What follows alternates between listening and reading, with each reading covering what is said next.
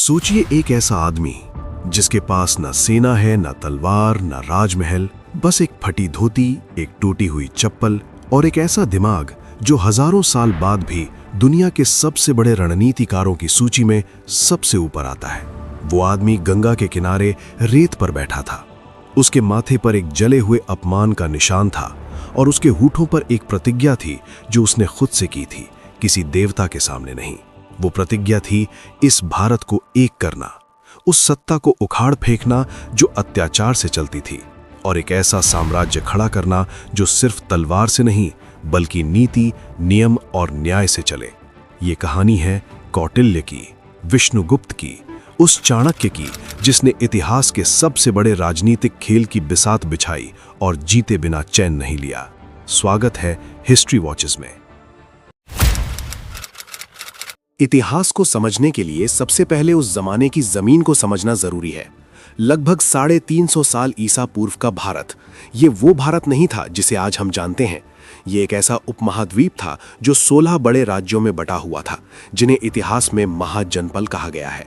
इन 16 राज्यों में हर एक की अपनी सेना थी, अपनी कर व्यवस्था थी, अपना दरबार था और अपना अहंकार था। उत्तर पश्चिम में गांधार था, तक्षशिला जिसकी पहचान थी। वहां दुनिया का पहला विश्वविद्यालय जैसी संस्था थी। दूर दूर से विद्यार्थी आते थे चिकित्सा सीखने, राजनीति सीखने, वेद सीखने। पूरब में मगध था जो उस समय सबसे शक्तिशाली राज्य बन चुका था। उसकी राजधानी पाटलिपुत्र, चारों ओर नदियां, प्राकृतिक रूप से एक किले जैसा नगर। उत्तर में गंगा, दक्षिण में सोन नदी, पूरब में चंपा नदी। ये नगर शत्रु के लिए एक दुर्जेय चुनौती था। लेकिन इस पूरे चित्र में एक काला धब्बा था। जो राजा इस मगध का शासन चला रहा था, धनानंद, वो शक्तिशाली जरूर था लेकिन न्यायप्रिय नहीं था।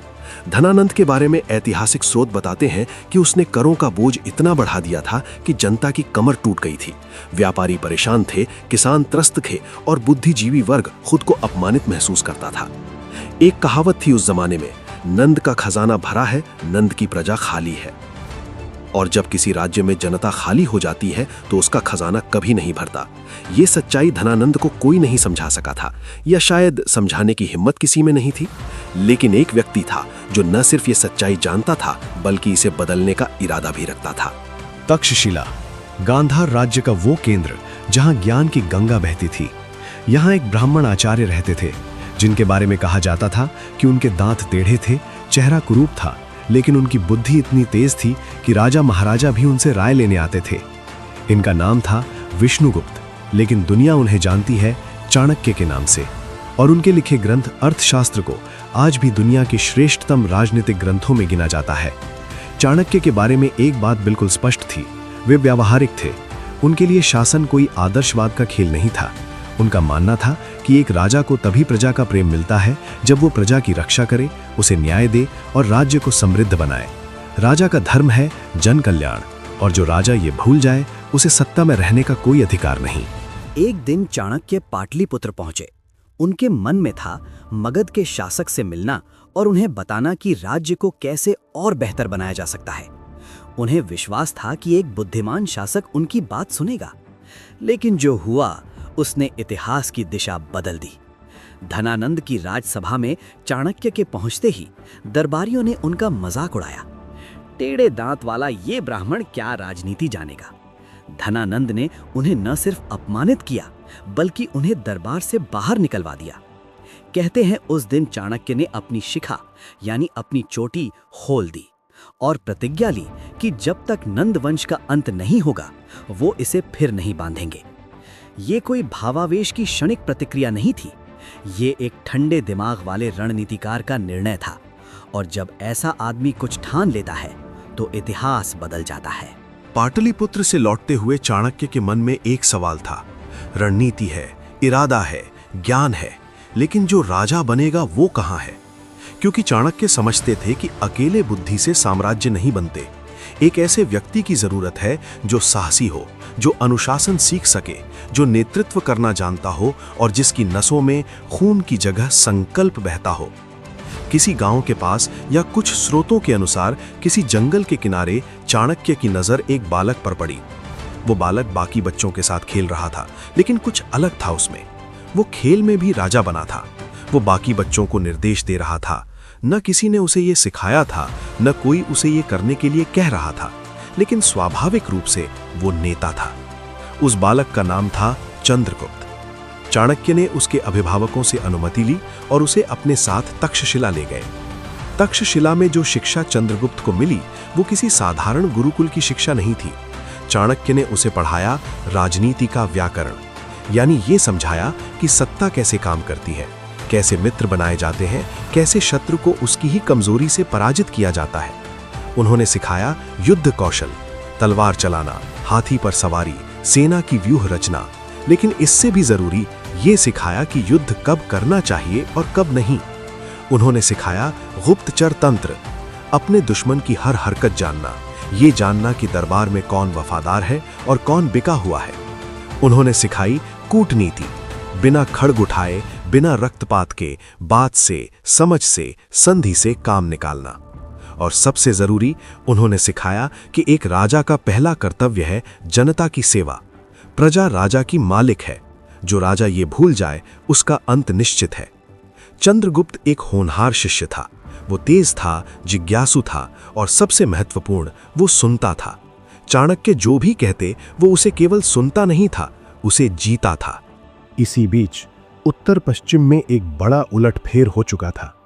मकदूनिया का राजकुमार सिकंदर, जिसे यूनान में अलेक्जेंडर कहा जाता था, अपनी सेना लेकर एशिया के पार आ गया था। वो पहले फारस को जीत चुका था, फिर मध्य एशिया को पार कर भारत के उत्तर पश्चिमी प्रवेश द्वार पर दस्तक दे चुका था। तक्षशिला के राजा अंभी ने बिना लड़े सिकंदर के सामने समर्पण कर दिया, शायद रणनीतिक सोच से, शायद डर से। लेकिन झेलम नदी के पूर्व में खड़े राजा पोरस ने लोहा लिया। एक भीषण युद्ध हुआ। ये युद्ध सिकंदर जीत गया, लेकिन पोरस की वीरता ने उसे इतना प्रभावित किया कि उसने पोरस को उसका राज्य वापस कर दिया। लेकिन इससे भी बड़ी बात हुई। सिकंदर की सेना थक चुकी थी। वर्षों से घर से दूर अनजाने देशों में लड़ते लड़ते सैनिकों ने आगे बढ़ने से इनकार कर दिया। व्यास नदी के किनारे सिकंदर को अपना सपना अधूरा छोड़कर वापस मुड़ना पड़ा। और लौटते समय 323 ईसा पूर्व में बेबीलोन में सिकंदर की मृत्यु हो गई। यूनानी साम्राज्य टूट गया। उसके सेनापतियों ने आपस में लड़ना शुरू कर दिया। उत्तर पश्चिम में जो यूनानी सत्ता थी वो डगमगाने लगी। चाणक्य ने यह सब देखा और समझा। उनके मस्तिष्क में तुरंत एक समीकरण बना, उत्तर पश्चिम में शक्ति शून्य है, यूनानी जा रहे हैं, स्थानीय राज्य अभी भी भ्रम में है और मगध में धनानंद दिन ब दिन अलोकप्रिय होता जा रहा है। यही समय था, यही क्षण था। चंद्रगुप्त अब युवा था, उसकी शिक्षा पूरी हो चुकी थी और चाणक्य की योजना तैयार थी। लेकिन इस योजना को लागू करना उतना आसान नहीं था जितना बताना। इतिहास में एक रोचक तथ्य है जिसे बहुत कम लोग जानते हैं। चंद्रगुप्त का पहला प्रयास असफल रहा था। जब चाणक्य और चंद्रगुप्त ने पहली बार नंद साम्राज्य के विरुद्ध अभियान चलाया तो वे सीधे किले पर हमला करने की गलती कर बैठे। वे ये भूल गए थे कि किसी भी किले पर सीधे हमला करना आत्मघाती होता है। नंदों की विशाल सेना ने उन्हें पीछे धकेल दिया। हार हुई, सेना बिखर गई। चंद्रगुप्त और चाणक्य जंगलों में छुपने को मजबूर हुए। किंवदंती है और इतिहासकारों ने इसे कई रूपों में दर्ज किया है कि इसी भटकन के दौरान चाणक्य और चंद्रगुप्त एक गांव में रुके।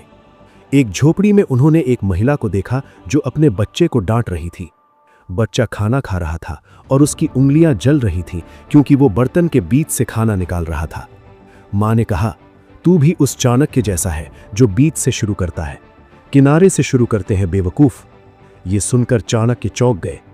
उन्हें अपनी गलती समझ आ गई। नंद साम्राज्य के केंद्र पर हमला करने से पहले उसके किनारों को यानी सीमावर्ती क्षेत्रों को कमजोर करना जरूरी था। ये एक साधारण महिला का ज्ञान था, लेकिन इसने इतिहास की धारा मोड़ दी। नई रणनीति के साथ चाणक्य और चंद्रगुप्त ने दोबारा शुरुआत की।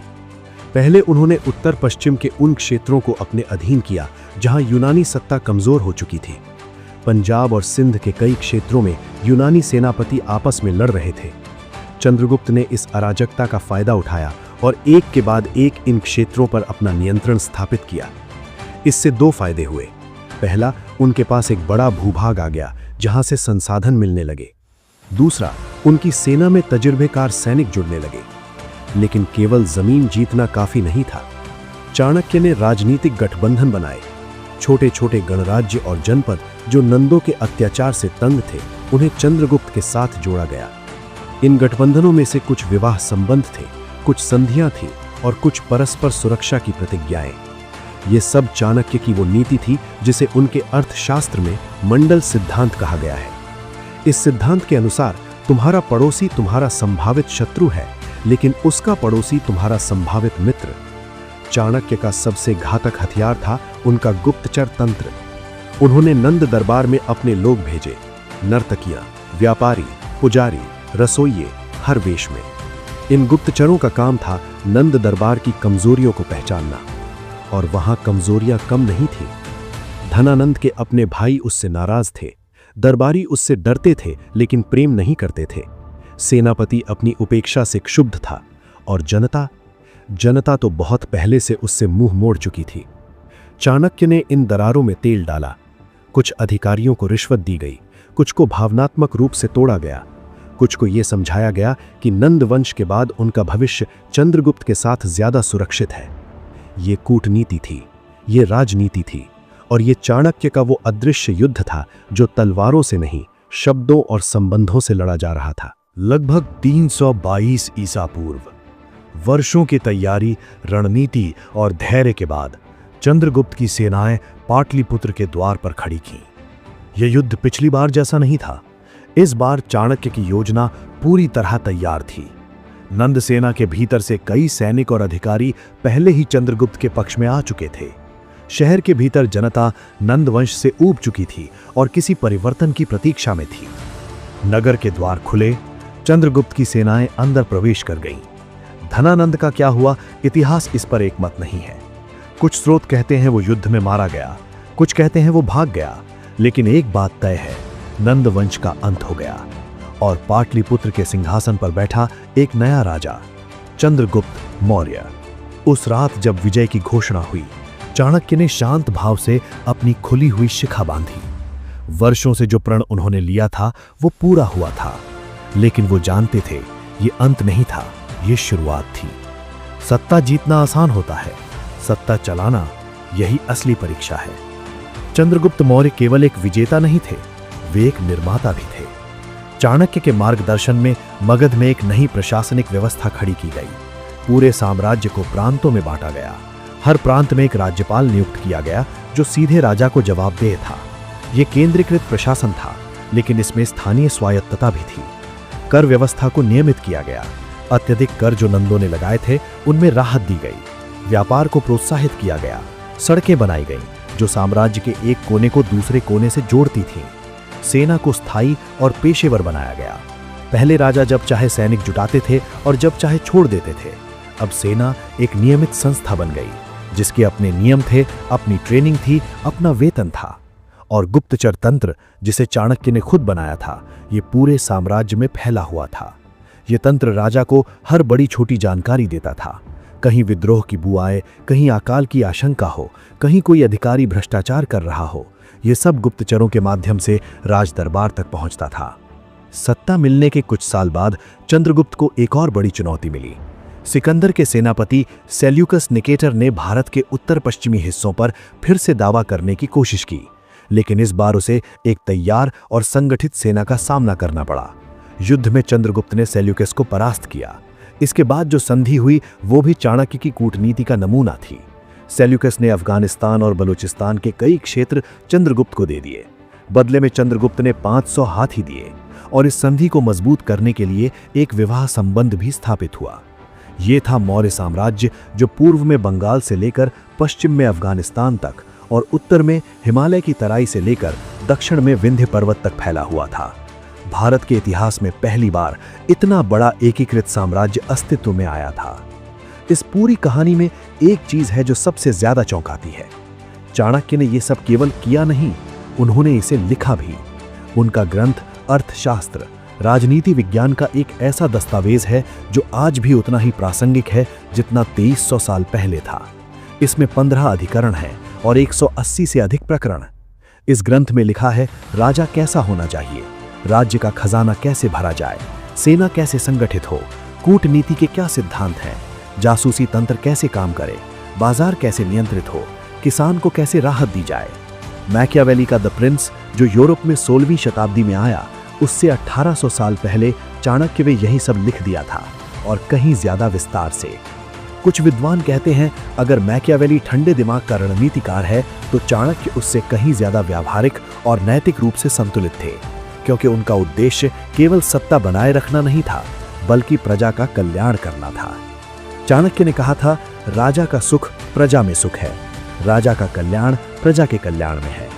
उन्होंने ये भी कहा, शत्रु की कमजोरी पहचानो, उसकी शक्ति नहीं। और एक और महत्वपूर्ण विचार, जो व्यक्ति क्रोध को अपना शत्रु मानता है वही सबसे बड़ा योद्धा है। ये केवल उद्धरण नहीं है, ये उस व्यक्ति के जीवन के अनुभव हैं जिसने पूरा साम्राज्य बनाते हुए इन्हें महसूस किया। लगभग 297 ईसा पूर्व में एक ऐसी घटना हुई जो इतिहास में बहुत कम बार दोहराई गई है। चंद्रगुप्त मौर्य, जिन्होंने दशकों तक भारत के सबसे बड़े साम्राज्य पर शासन किया था, उन्होंने स्वेच्छा से सिंहासन त्याग दिया। जैन धर्म से प्रभावित होकर उन्होंने संन्यास ग्रहण किया। कहा जाता है कि वो जैन संत भद्रबाहु के साथ दक्षिण भारत में श्रवणबेलगोला चले गए और वहीं उन्होंने अपना जीवन त्याग दिया। ये निर्णय हैरान करने वाला था। इतिहास में बहुत कम राजाओं ने ऐसा किया है, लेकिन शायद यही चाणक्य की शिक्षा का सार था। सत्ता एक साधन है, साध्य नहीं। चंद्रगुप्त के बाद राजगद्दी संभाली उनके पुत्र बिंदुसार ने। बिंदुसार के बारे में इतिहास में अपेक्षाकृत कम लिखा गया है, लेकिन उनके शासनकाल में मौर्य साम्राज्य का और विस्तार हुआ। दक्षिण भारत के कई हिस्से उनके अधीन आए, साम्राज्य की सीमाएं और बड़ी हुईं। यूनानी स्रोतों में उन्हें अमित्राघात कहा गया है, जिसका अर्थ है शत्रुओं का संहारक। बिंदुसार के दरबार में विदेशी राजदूत आते थे। यूनानी राजा ने अपना दूत भेजा। इससे पता चलता है कि मौर्य साम्राज्य अब एक अंतर्राष्ट्रीय शक्ति बन चुका था। लेकिन बिंदुसार की सबसे बड़ी विरासत ये नहीं थी कि उन्होंने क्या जीता। उनकी सबसे बड़ी विरासत ये थी कि उनके बाद जो आया वो भारत का सबसे महान सम्राट बना। इस पूरी कहानी में जो सबसे बड़ा सबक है वो ये नहीं है कि चाणक्य कितने चतुर थे। सबसे बड़ा सबक ये है कि जब एक विचार सही हो, जब उद्देश्य न्याय संगत हो और जब व्यक्ति में संकल्प हो, तो दुनिया की कोई भी ताकत उसे रोक नहीं सकती। एक राजसभा में अपमानित ब्राह्मण ने कोई जादू नहीं किया, उसने कोई चमत्कार नहीं किया, उसने बस सोचा, योजना बनाई, धैर्य रखा और कदम कदम आगे बढ़ता रहा। आज 2300 साल बाद भी जब कोई चाणक्य नीति पढ़ता है तो उसे लगता है ये आज लिखा गया है, क्योंकि मानव स्वभाव नहीं बदला, सत्ता के खेल के नियम नहीं बदले, और इसीलिए चाणक्य आज भी प्रासंगिक हैं। लेकिन ये कहानी यही नहीं रुकती। चंद्रगुप्त ने जो बीज बोया, बिंदुसार ने जिस पेड़ को पाला, उस पेड़ पर एक ऐसा फल लगने वाला था जो भारत के इतिहास को एक नई दिशा देगा। एक ऐसा सम्राट जिसने युद्ध जीता फिर युद्ध का त्याग कर दिया, जिसने तलवार उठाई और फिर तलवार रख दी, जिसने अपने पश्चाताप को एक पूरी नई सभ्यता में बदल दिया। उस सम्राट का नाम था अशोक। अगर आपको अशोक की भी कहानी चाहिए तो कमेंट में बताइए। अगर आपको ये वीडियो पसंद आया तो हिस्ट्री वॉचेस को लाइक और सब्सक्राइब जरूर करें, क्योंकि हम लाते हैं वो कहानियां जो किताबों में नहीं मिलती।